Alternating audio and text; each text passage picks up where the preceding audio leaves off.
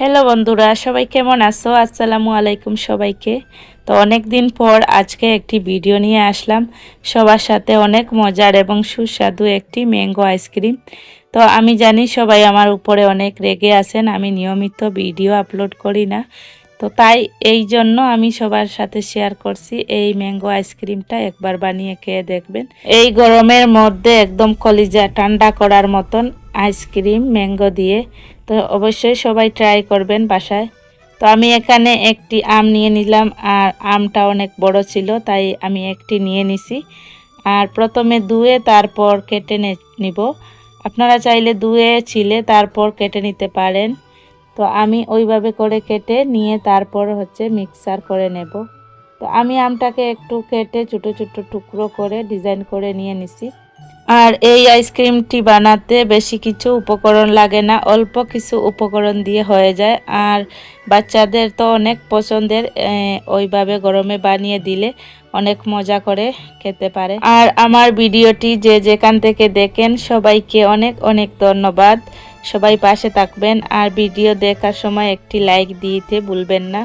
আর নতুন যারা আছো সবাই একটু সাবস্ক্রাইব করে দিও, পাশে দেখো। বেল আইকনটি অন রাখবেন, এতে নতুন ভিডিও আপলোড হওয়ার সাথে সাথে আপনাদের কাছে নোটিফিকেশন চলে যাবে। তো এইভাবে পাশে থাকবেন। আর এখানে আমার আমটাও কেটে নেওয়া হয়ে গেছে, এখন আমি মিক্সার করে নেব। আমি এখানে যেহেতু কুসা রেখে দিয়েছি তাই কুসা থেকে একটি চামচের সাহায্যে আমগুলা বের করে নিয়েছি।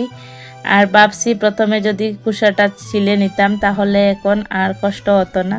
তো আপনারা যেভাবে সহজ মনে করবেন ওইভাবে করে নেবেন।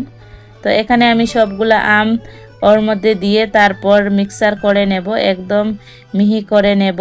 আর এর মধ্যে দুইটি উপকরণ দিব। তো আপনারা মিষ্টি খেতে পছন্দ করলে এর মধ্যে চিনি অ্যাড করতে পারেন, আর যদি না খেতে পছন্দ করেন তাহলে ওইভাবে রেখে দিতে পারেন।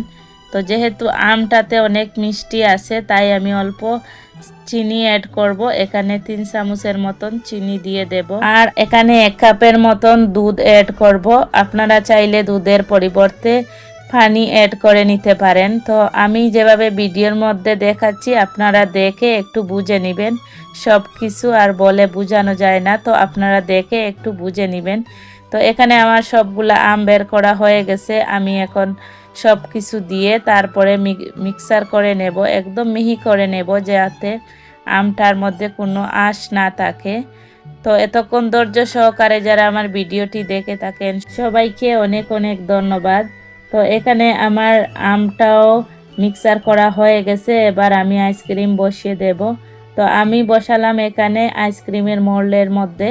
আপনাদের কাছে যদি ওই রকম মোল্ড না থাকে তাহলে আপনারা একটি বাটিতে বসিয়ে নিতে পারেন, আইসক্রিমের বাটিতে, অথবা 1 টাইম কাপের মধ্যেও বসাতে পারেন। তো আমি এখানে সবগুলি আম এখন ওই মোল্ডের মধ্যে দিয়ে তারপরে ফ্রিজে রেখে দেব।